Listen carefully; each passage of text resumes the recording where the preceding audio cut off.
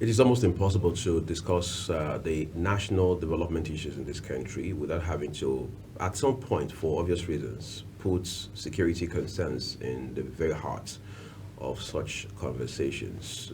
Whether we're talking about political issues, we're talking about elections, or discussing foreign direct investment and how to attract foreign investors into the country, security just would always be a concern. But then there has also been an evolution, some sort of trajectory that has led to where we are today. And the question remains, how do we get out of the woods as far as insecurity is concerned? Especially when we look at it from the standpoint of how that it will appear every other time there's a new layer to this nasty phenomenon. My guest this morning is Dr. Stephen Okwori. Is the Chief Executive Officer of STIC Mirac Security Consulting. He's a security consultant and strategist. Dr. Okwori, it's a pleasure to have you in the program. Yeah, thank you for inviting me. Great. So let's begin with how we got to where we are today. Because one would have thought when the Boko Haram phenomenon started a little over a decade ago, it would be, some people would say, either a flash in the pan or a storm in a teacup. But we know better today. So talk to us about this pattern. Yeah, thank you for inviting me once again to add my perspectives on the insecurity issues in bedeviling Nigeria. It's unfortunate that we have found ourselves in this situation. There's a philosopher said, a society without crime is impossible. So for me, that's an opportunity for countries that are serious in fighting insecurity to either see how to avoid insecurity situations, or if they have found themselves in such situations, they begin to put modalities in place to see that it doesn't escalate beyond the situation that they find themselves. Now, back in Nigeria, it's unfortunate that issues bordering on insecurity, headsmen, farmers clash, that has been there for a period of time now. We saw, you just talked about Boko Haram activities, which is over close to 2 decades now. Kidnapping activities, of course, you know how it started. Initially, it was political.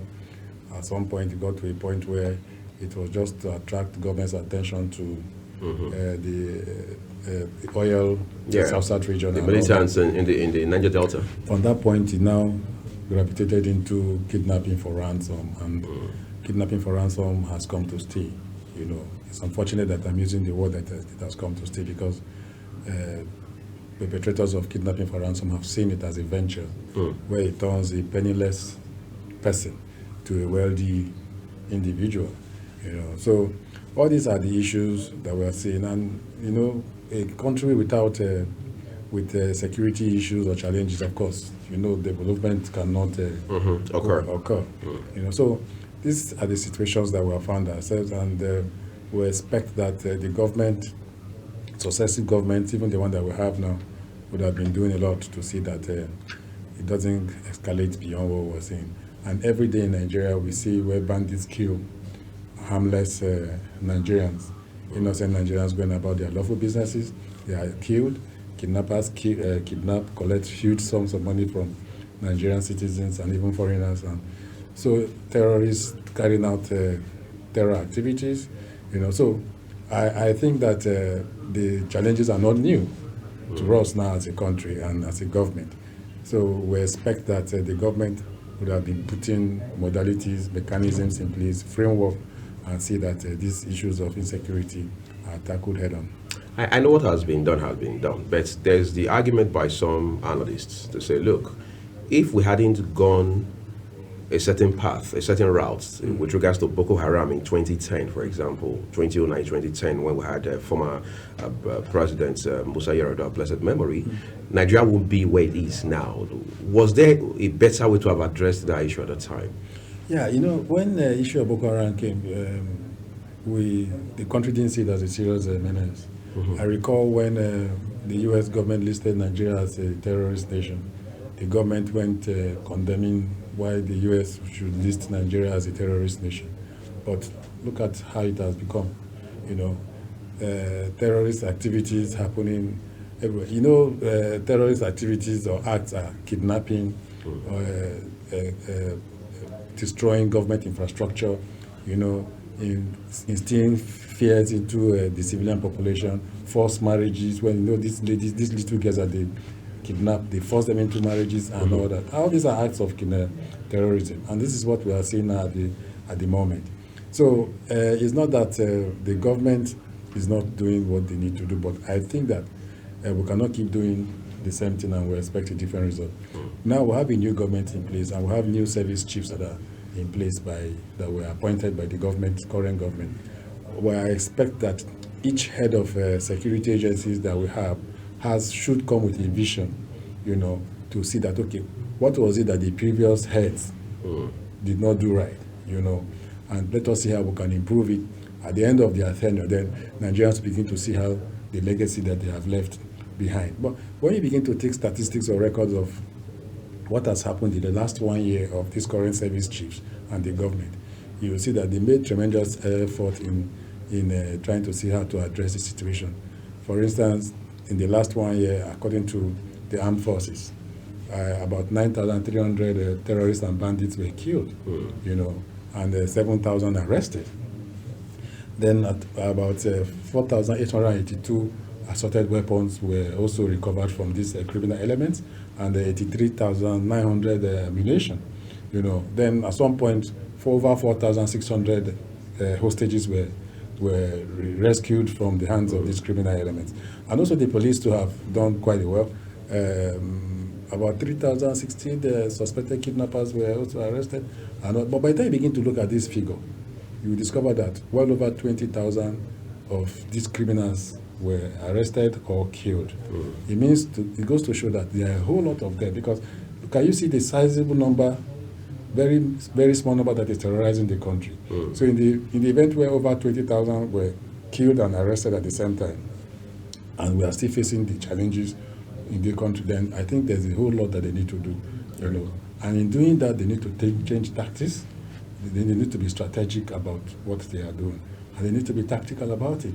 You know, I am not here to tell them what to do, because I know they know what to do. They've been trained, and if they are not trained, they should be trained. The hierarchy of the security agency knows that training and retraining is key in trying to see how to approach this kind of challenges that we're finding ourselves. Every now and then we hear defense headquarters, I mean the military, talk about kinetic and non-kinetic approaches to defeating insurgency and banditry and all of that. Are those efforts paying off, or they are falling short? You know, if you want to look at it, you look at it in 4 to 5 dimensions. Now, why am I saying that? When one would say kinetic, it's the use of force. Right. Non-kinetic is when you begin to apply some political approaches to it, maybe perhaps dialogue, social initiatives. Exactly. You know, trying to see how to make dividends of democracy that the citizens are not seeing, you know, make it available to them and all that. Now, I think there's a political angle to it when we want to begin to address it. There's a political angle to it. There's also a legislative angle to it. There's also a judiciary angle to it. Then you begin to talk about the technical aspect of it. It has supposed to do with the operations of security agencies. And the fifth dimension, I think, is the involvement of the civilian population. You know, because the civilian population are also security managers. The political angle to it is that we must see that commitment, you know, from our political leaders. You know, let us see that political will, because I feel it's lacking. You know, that total commitment in trying to see that we fight insecurity by seeing that what the operatives need or the technical people need, they are provided with. You know, logistics, ammunitions, every other thing that we think that is necessary in fighting this war. Then two, the legislative angle. Yes, we have to see that they appropriate these funds, right? Not just appropriate the funds, we also have to see that effective oversight function is carried out. You know, I was shocked when there was this jail Kujiji attack when the Senate President was there, the immediate past Senate President. And on national TV, he was saying he was shocked that the custodial center does not have a CCTV camera. You know, and we have a committee, Senate Committee on Interior. Interior, yes. You know, and other committees that are there. So if they truly carried out their oversight, and in this 21st century, we're talking about technology, and there's no CCTV camera for me, it's a shame, Right. and all that. So all that needs to be taken care of. Also, the judicial aspect of it. Now we see where there's this slow pace when cases bordering on crime, terrorists, kidnappers, and the like. How long does it take for them to dispense of it? I think that by the time they quickly dispense, we see people punished. People that have intention to go into crime will now begin to think twice. You understand? So there's this slow pace. They will need to see quick dispensation. Now, the technical side, which happens to do with the operatives, we must see that commitment. Are they posted to where they are professionally qualified to serve, or they just post because of out of favoritism? We need to look at all this. People that are saddled with the responsibilities of protecting lives and property in our security agencies. Where do they post them? That is another angle to it. Then the civilian population part, when you see something, you say something. It's not for you to see something that is suspicious and you keep quiet. You say it to the relevant security agencies. Then beyond that, when you say, how quick is the response? Speed of response. Exactly. So all these are things that when we see how to make this thing work, these 5 components, must be seen to be taken into consideration. I think with that, we'll begin to see some reasonable results. Time and again, we've heard the military say that there are now some repentant or surrendered Boko Haram fighters and so on and so forth. They want to rehabilitate them and reintegrate them into society. Is that a move in the right direction? I've appeared on some media houses, and I am not an advocate of that. I don't support it. We have laws in our land. The Terrorism Act or law has been amended more than once or twice. And these laws, when they amend them, I think it's for human beings, it's not for animals, right? So in the event where certain criminal elements commit acts of terrorism, why won't they be punished? What's the law meant for? For me, if you punish, it will serve as deterrent. People that have intention to go into it will say, no, I won't go into it because Mr. XYZ committed such act of criminality and he was punished. Now you want to rehabilitate people that have killed parents, children of people. You have left them in that pain, and you come and tell us that they have repented, you have rehabilitated them, and you want to integrate them back into the society, and you expect that if you kill my loved one and you go through that process and you come out, I want to see you. I also think of something else to do, because all of us are human beings. For me, anybody that commits acts of criminality, crime, there's a law. Let them face the law. Because even the repentant Boko Haram members, we have seen when they went back to such crime. They either serve as spies for Boko Haram members, they go into acts of drug trafficking, kidnapping, and other activities. My firm, we have carried out research where we saw claimed repentant Boko Haram members that went back into such crime. So, is it yielding result? For me, it's not yielding result. Let them face the law. There's this problem of distinction. Today is insurgents, Boko Haram. Tomorrow is bandits in either Zamfara or Katsina or Kaduna. What's the difference? There's no difference. They're all criminal elements. Nigeria, we're just naming them, we're just giving them names. A terrorist kidnaps. A bandit kidnaps. So, a terrorist kills.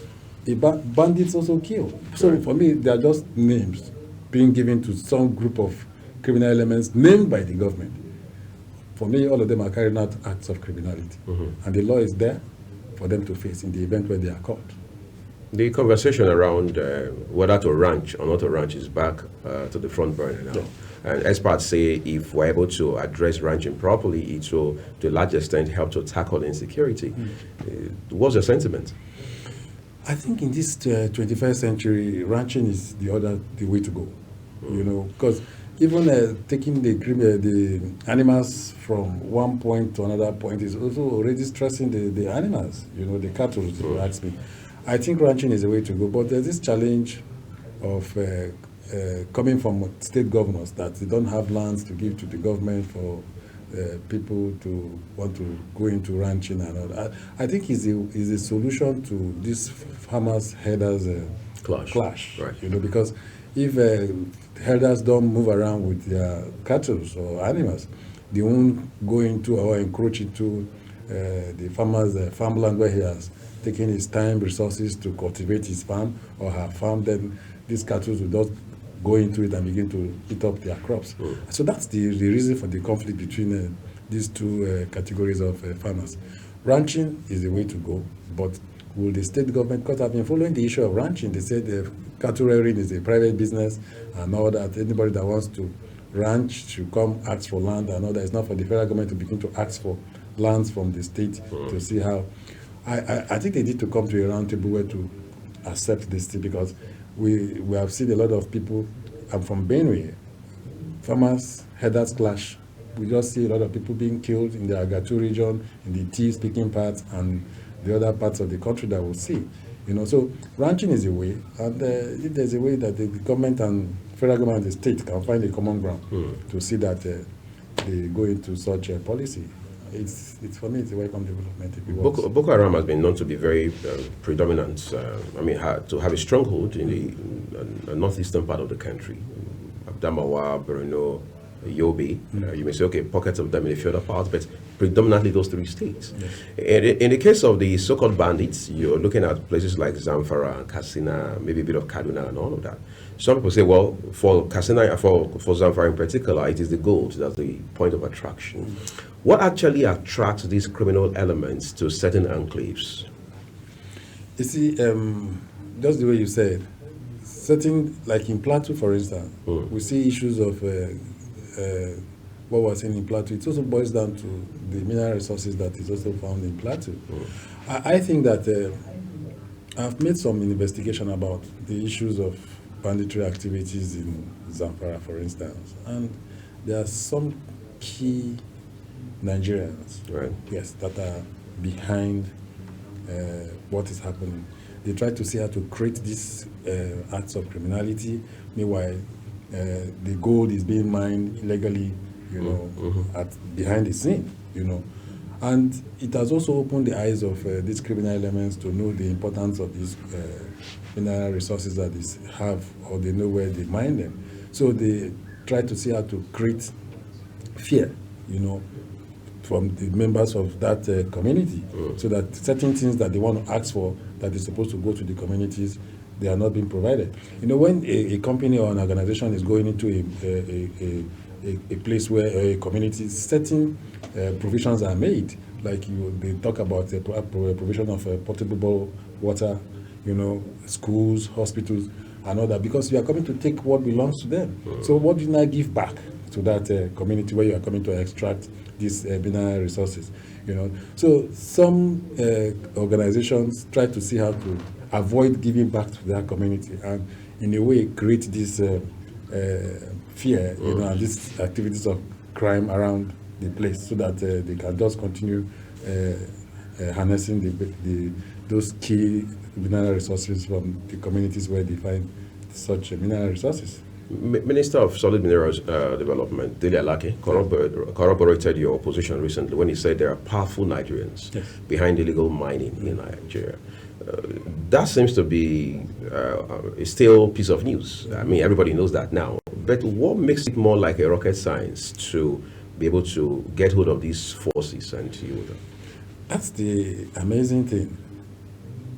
Before the fuel subsidy removal, we hear that there are some people that are benefiting from the resources of fuel subsidy, that if fuel subsidy is not removed, those people will continue to benefit. Right. Who are those people that benefit from this fuel subsidy issue that the relevant security agencies like the EFCC and the ICPC and some other cannot get hold of them? As a result of those few persons that benefits from the fuel subsidy was removed and is affecting the generality of Nigerians. It's applicable to these mineral resources thing that we're talking about. Right. Key persons, prominent people are behind it, and the government is aware. So it goes to show that when I talked about the lack of political will, that commitment, I don't think anybody should be above the law. If you have identified these prominent people that you think are behind illegal mining in the country. Because since when I was a child to this moment that I'm getting old, I've been hearing about illegal mining. Is it that arresting people that involve themselves in illegal mining is beyond what the government can do, it goes to show that the government is not serious in tackling these issues. So we must have to see that commitment. You know, we have to see that there's leadership by example. You lead, people follow. When Nigerians begin to see that people that involve themselves in acts of criminality are not punished, and the ordinary ones that go to commit some petty crimes, we want to go after those ones and begin to punish them. We have to strike a balance. Anybody that is involved in acts of criminality must be seen to be punished. You know, so there shouldn't be a scapegoat, or it's to spare anybody that involves he or herself in acts of criminality. So since they had identified, I know the government knows the people that are involved. I know I've heard 1 or 2, 3, 4 names of key Nigerians, but I cannot begin to mention the names here. Of course. It's interesting how that in recent years we have seen more of, as it were, civil policing duties now being taken over by the military. How much of an aberration is that? We're in a democracy. Of course, you know that internal crime is the Exclusive. is the mandate of the police. The police, yes. But we have found ourselves in a situation where we have less 400,000 police officers. That is policing over 200 million Nigerians. Before you begin to even look at that less 400,000 police officers, you have to take out the number that is policing our politicians, policing wealthy Nigerians that have the resources to hire police protection. Then you begin to look at the number that is policing our banks, policing foreign embassies and agencies of government. By the time you take out all this number out of the less 400,000 that we have, how much is left to police the other 200 million Nigerians that are there? That's a challenge. Then two, you are aware that the UN recommended ratio of a police officer per the number of citizens the police officer is supposed to protect is a police officer to 350 to 400 civilian population. No more than 400. No more than 400. This situation is a situation where there's a little bit of sanity, you know. But here we are in Nigeria, in our current hostile situation. It means that even that 400 cannot work. By the time you take out the number, the last time I did my workings, it is a police officer to 1,150 Nigerians, one police officer. So it means that we have gone far above the UN recommended ratio. Can it work like that? It can't work.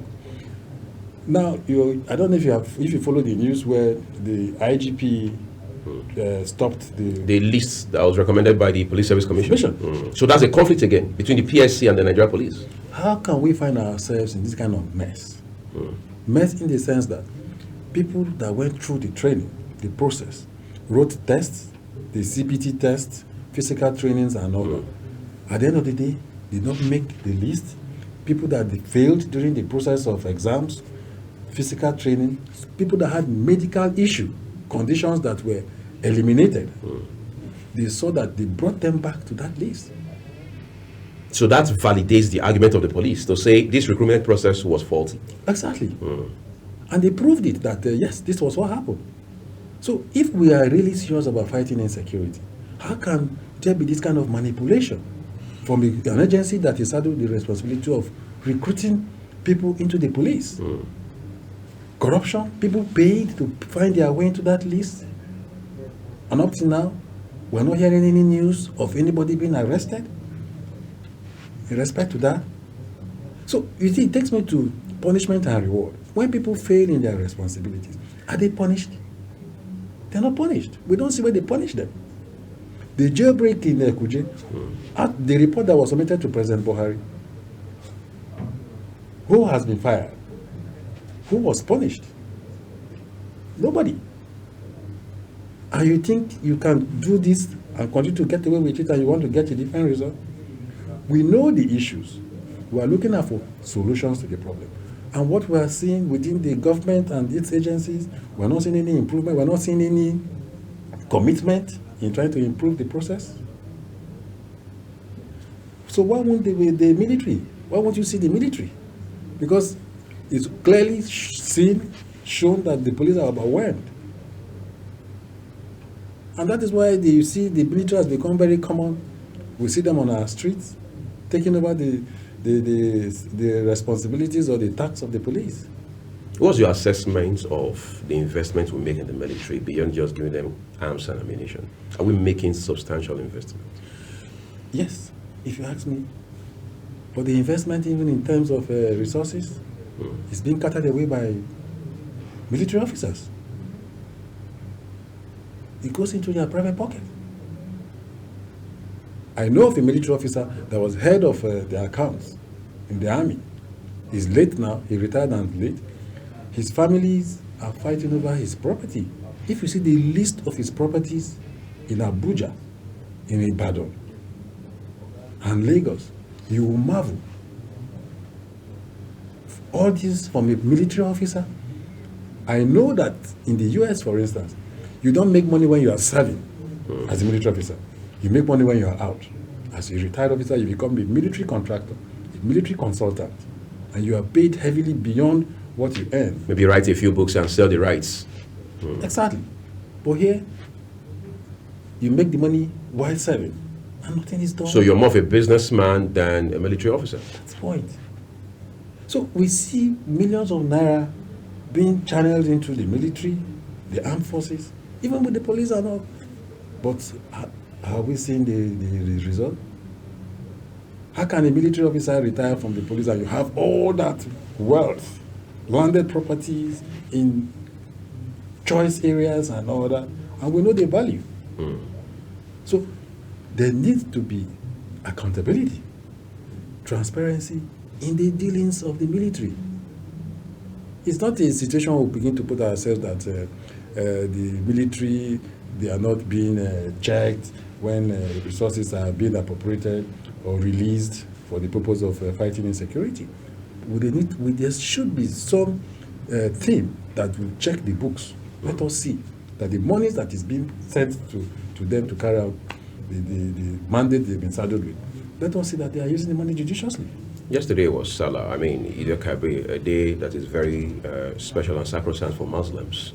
But this morning, newspapers are replete with stories of how that in Sokoto State yesterday, there had been a very nasty attack, 6 persons reportedly killed, dozens taken away in hostage, and so on and so forth.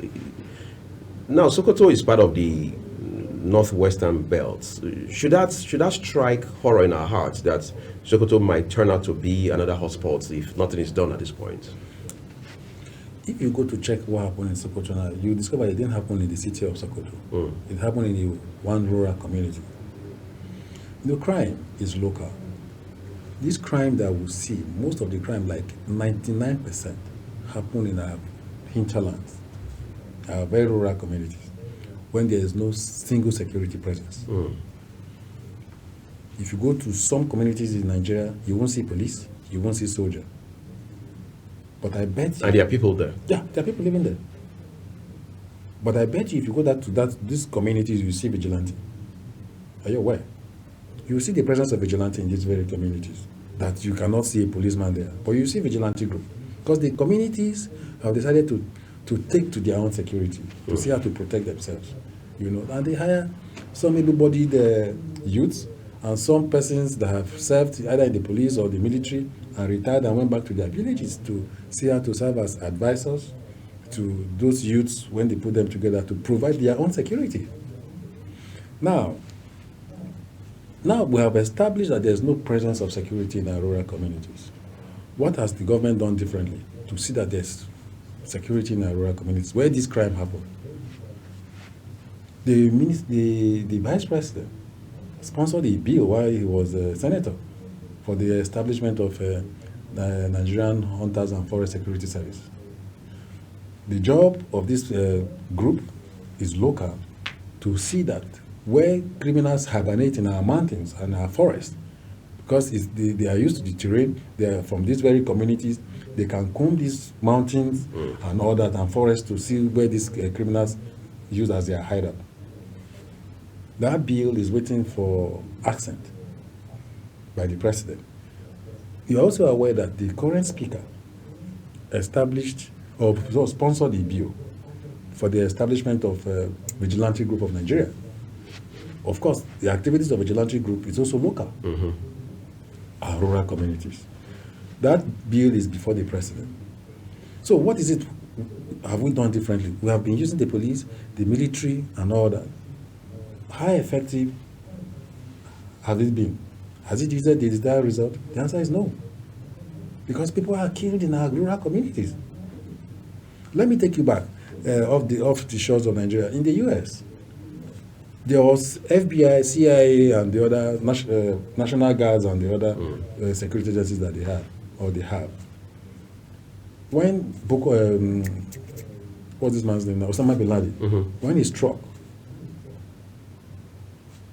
George Bush the Jr.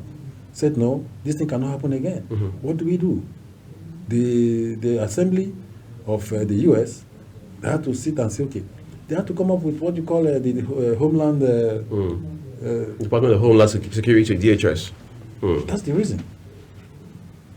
Just to see that agency takes care of anything that has to do with terrorism in the US.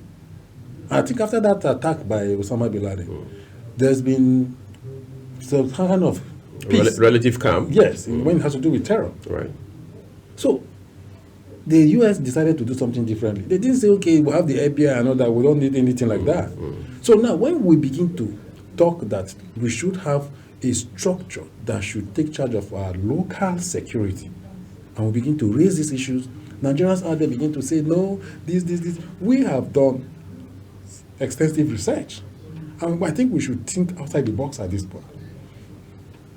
Since the National Hunter Security, Forest Security Service is there, Vigilante is there, the whole idea is for local security presence. The government now can say, okay, let us put a team together and see how to harmonize these two organizations that the government is, what do you call it now, the president, vice president, and the speaker, asked that they should be institutionalized, and see how to come up with a body that's okay. Anything that has to do with local security, local. I'm not talking about city. Local security. Let us see that we have something like that on ground. Let us try something. The next thing Nigerians will say, vigilante, there are bad eggs in it. Even in the military, there are bad eggs. Right. In the police, there are also bad eggs. So when they behave unprofessional, why won't I say, okay, let us disband the military or the police because the bad eggs now carried out some acts of misconduct? Let us try something. We must have local presence of security. If there was some presence of security in this very community that this thing happened in Sokoto, at least we would have seen some resistance. Yes. And in the event, either one or two is there killed or arrested. Then we'll know where these people are coming from. And these people come, carry out these attacks, kill people, kidnap, go away. There's no single arrest. And you want to say that you are fighting insecurity? What's your take on state police? State police, yes, if it's a way to go, it's a welcome development, but there are some issues that Nigerians are raising. State police, you know how intoxicated our state governors are with power. We are saying that governors can use it to witch hunt political opponents. Even with the use of federal police, you see what they are trying to do with federal police to witch hunt or go after political opponents or people that criticize their government. So just imagine a state police under a governor that is intoxicated with power. What will happen in that state? He who dictates, who pays the piper, dictates its tune, right? The commissioners of police and the other state police officers that will be working under the state government, he will tell them what to do. So my own view about it is that Nigeria, under this current dispensation that we are seeing what governors are doing with power, they will take it, they will abuse it.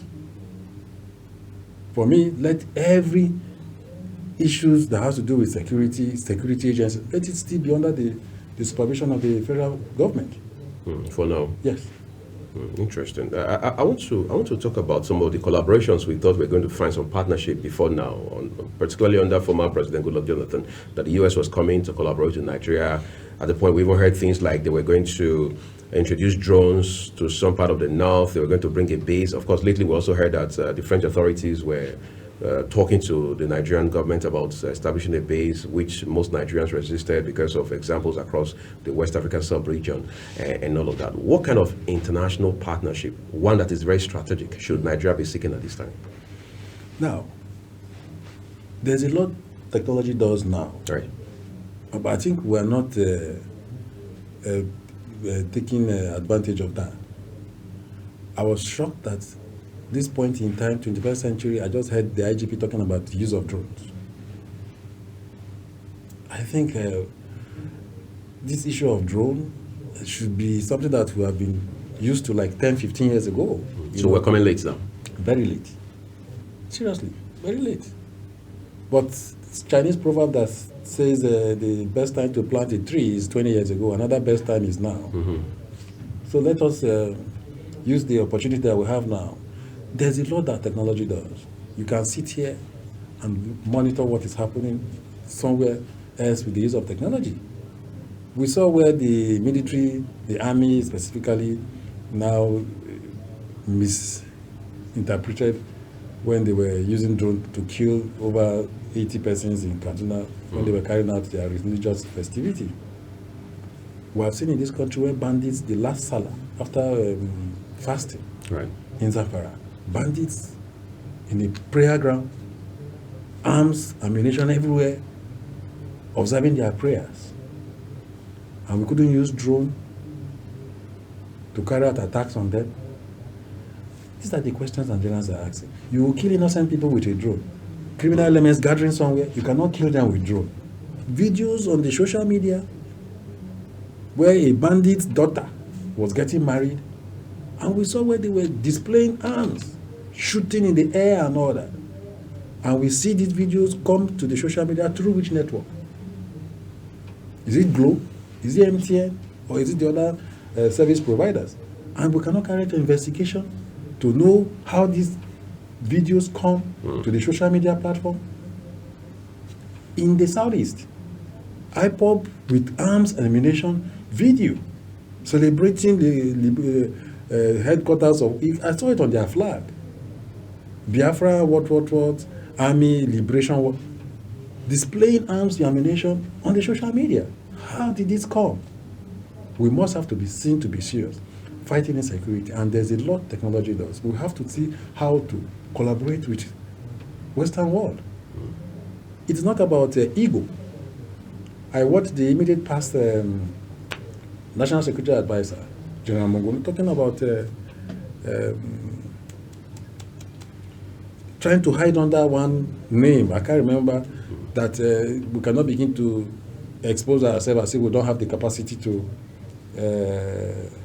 fight or combat these crimes that is before us. When we are seeing that the thing is overwhelming us, we don't want to accept. If we need collaboration, then it's important. We need help. I'm talking about help. Maybe the FCT even needs that help more. I mean, you and I in Abuja this morning talking here, but a time there was, in the midst of this madness of Boko Haram and banditry, that some persons in this country still felt Abuja was more like a safe haven compared to other parts of the north. But today we can't quite precisely say that, because we're now hearing that it's coming closer to home. Places like Lugbe, Galadimawa, you're hearing kidnappings, you're hearing attacks in those areas. What does this say about how advanced these terror elements are becoming? You see, when you know a terror group or organization, their aim is not just to send a message. They want to really dare. They dare, just. So that's what they're doing right now? Yes, that's what they're doing. If we can carry out our acts of criminality or attacks outside the city center, we can as well do it when we come to the city center. They are daring the government and the military and the police. They are daring them, if you ask me. Because we cannot have a situation where in the city center, acts of crime or criminality have been committed. In Ghana Street, somebody was killed, cold blood. 2-3 days ago in Warimpa, some gunmen entered a hotel while the nightlife was going on, and they killed the DJ that was playing for people that were having fun. Kidnappings happening. They feel that the government is not, the agencies of government are not confronting them or challenging them. You know, the reason is because they are not punished, and there's this rural-urban migration. Right. People just carry their bags and feel that the FCT is where the land flowing of milk and honey. You think that when you come, you can just begin to enjoy yourself, and they come unplanned, unprepared. And once they can't meet the basic survival needs, food, shelter, clothing, and the likes, health. When they can't afford that, then it's okay. They go into out of. We have seen couple, husband and wife, doing one chance, one chance, and they were caught. So I think that our political leaders need to see how to go back to the drawing board. We see a whole lot in their manifesto when they are aspiring to get into offices. The moment they get into office, they don't provide the dividends of democracy. We need leaders in this country that should carry our problems on their head and not in their pocket. Seriously.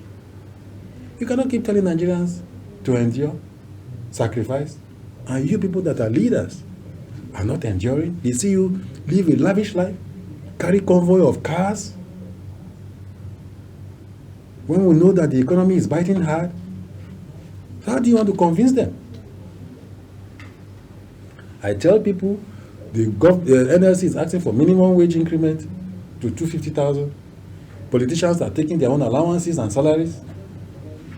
The majority of Nigerians that are out there that are not on the workforce or payroll of government, they don't have hope of a penny dropping in their account at the end of the month.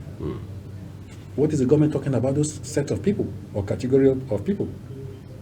If you don't take care of them, they are the ones that will disturb you when you increase minimum wage of civil servants. You take home your allowances as politicians. They will come after you. It's quite a protracted conversation to have, but I'm happy we started from somewhere this morning. Dr. Stephen Okori, the Chief Executive Officer, Stick Mirac Security Consulting, who is also a security consultant and strategist, want to say a big thank you to you for coming to share this valuable insight with us this morning. Thank you for having me. We'll take a quick break, everyone. We'll come back, Queen and I, to wrap it up shortly. Do stay with us.